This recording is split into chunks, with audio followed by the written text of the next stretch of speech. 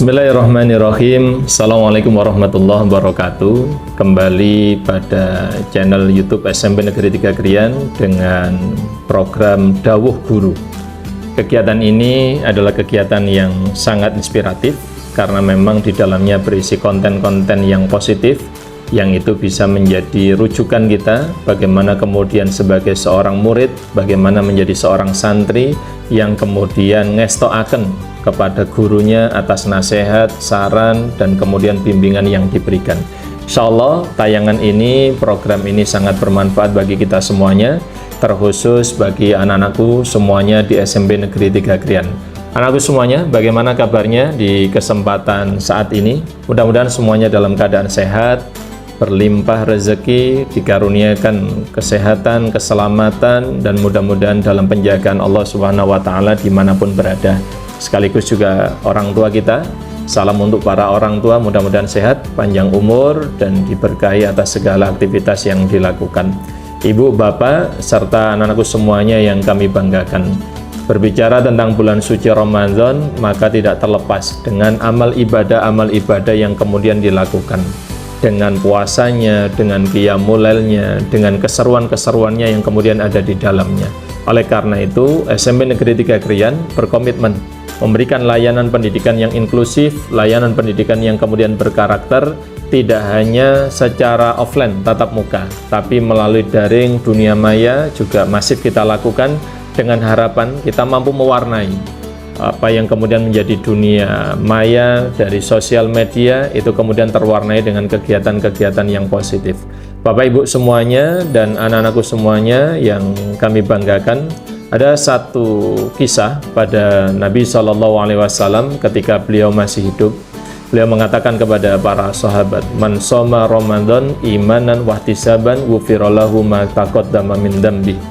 Hadis ini adalah menceritakan tentang bagaimana kesungguhan seseorang yang kemudian beribadah puasa dengan penuh keimanan, dengan penuh pengharapan kepada Allah Subhanahu wa Ta'ala, maka ghufira lahu ma taqaddama min dzambi.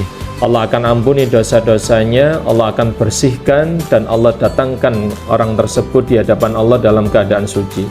Hadis ini sejalan dengan satu peristiwa ketika di masa orang-orang kaum Bani Israel ada seorang pemuda yang kemudian beliau telah melakukan dosa yang cukup banyak, termasuk membunuh dan lain sebagainya. Hingga akhirnya beliau datang kepada salah seorang ulama, lalu dia berkata, "Wahai Syekh, apakah dengan dosaku yang begitu banyak aku masih bisa terampuni?"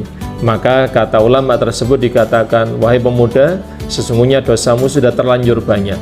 Oleh karena itu tidak mungkin engkau kemudian dosanya bisa diampuni oleh Allah. Karena masih membawa kekotoran diri, membawa dosa-dosa, dan ketika bertanya tidak mendapatkan jawaban yang memuaskan hati pemuda tersebut.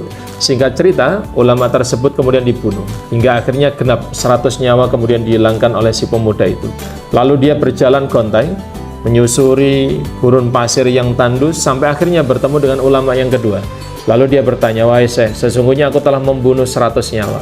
Aku melakukan dosa yang berat, aku memiliki dosa yang besar. Apakah aku masih bisa diampuni dosaku oleh Allah?" Maka ulama yang kedua mengatakan, "Bisa, wahai pemuda. Selama saat ini engkau kemudian bertobat, yakni dengan tobatan nasuha, meninggalkan keburukan yang sudah selama ini engkau lakukan, dan saat ini juga tinggalkan tempat keburukan dan datangilah tempat kebaikan itu." Hingga akhirnya walhasil si pemuda itu kemudian berjalan menuju tempat kebaikan, hijrah dari satu tempat, yakni tempat keburukan menuju tempat yang baik. Tapi di tengah perjalanan, atas izin Allah, qadarullah, si pemuda ini kemudian meninggal dunia. Hingga akhirnya datanglah dua malaikat, yakni yang pertama adalah malaikat rahmat, yang kedua adalah malaikat zabaniyah. Malaikat rahmat mengatakan, pemuda ini adalah pemuda yang sedang berjalan menuju Allah, pemuda yang berjalan menuju kebaikan, maka tempatnya selayaknya dia berada di surga. Sedangkan malaikat zabaniyah tidak mengatakan demikian. Beliau mengatakan pemuda ini sudah kepalang banyak dosanya, 100 nyawa kemudian sudah hilang di tangannya, maka tempatnya pantasnya dia di neraka. Atas izin Allah, lalu Allah memanggil dua malaikat ini, lalu kemudian disampaikan oleh Allah, ukurlah jarak dari tempat keburukan dan tempat kebaikan pada jasad si pemuda itu. Jika jarak jasad dengan tempat keburukan itu lebih dekat, maka lemparkan dia ke neraka. Tapi jika jarak tempat yang baik dengan jasad dia lebih dekat, maka masukkanlah dia ke dalam surga atas izin Allah. Begitu dua malaikat itu mengukur, ternyata si pemuda ini kemudian mendapatkan tempat yang jaraknya lebih dekat dengan tempat kebaikan, hingga akhirnya Allah memasukkan si pemuda ini ke dalam surga. Pemirsa Spentika yang dimuliakan oleh Allah, dari kisah ini setidaknya kita bisa belajar ada banyak cara yang disediakan oleh Allah untuk kita kemudian dimasukkan ke dalam surganya. Allah adalah zat yang paling sayang kepada kita, melebihi orang tua kita, melebihi keluarga kita, melebihi siapapun orang-orang yang menyayangi kita yang ada di bumi ini. Allah adalah zat yang paling menyayangi kita. Dan Allah menyediakan satu skenario untuk kita kemudian dimasukkan ke dalam surganya. Skenario itu adalah puasa. Skenario itu adalah dipertemukan dengan bulan suci Ramadan. Makanya jangan sampai ketika kita sudah berada di bulan suci Ramadan, kita menyanyiakan kesempatan yang sudah diberikan oleh Allah. Ahli kubur kita, orang-orang yang berada di alam barzah, seandainya mereka diberikan kesempatan hidup lagi di dunia, mereka berharap ingin bertemu dengan bulan suci Ramadan, sekalipun badannya keadaan sakit, sekalipun keluarganya morat-marit, sekalipun anak keturunannya sulit untuk kemudian dinasihati dan seterusnya.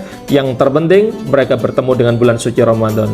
Dan alhamdulillahnya kita saat ini dipertemukan dengan bulan suci Ramadan. Oleh karena itu, maksimalkan ibadah, sempurnakan amal soleh, raih kemuliaan-kemuliaan yang sudah diberikan oleh Allah yang ada di dalam bulan suci Ramadan. Salah satunya puasa dengan syarat rukun yang kemudian terpenuhi, dengan hati yang tulus ikhlas menjalani, maka fa insyaallah dengan doa Rabbana taqabbal minna salatana wa siyamana, ya Rabb, terimalah amal ibadah kami, khususnya puasa kami di bulan suci Ramadan. Mudah-mudahan dengan puasa menjadikan kita semuanya menjadi pribadi-pribadi yang beriman dan bertakwa. Dengan puasa mudah-mudahan dengan iman dan takwa kita mampu menjadikan sekolah kita benar-benar menjadi sekolah yang jaya, santun, mendunia. Mudah-mudahan Allah ridha dengan setiap usaha ikhtiar kita, dengan setiap amal ibadah kita, menjadikan sekolah kita berakhlak mulia, berkompeten, dan berwawasan global. Terima kasih, mudah-mudahan senantiasa terjaga kesehatan, terjaga keimanan dan ketakwaan, hingga akhirnya Allah wafatkan kita dalam keadaan husnul khotimah. Kurang lebihnya mohon maaf. Akhirul kalam, assalamualaikum warahmatullahi wabarakatuh.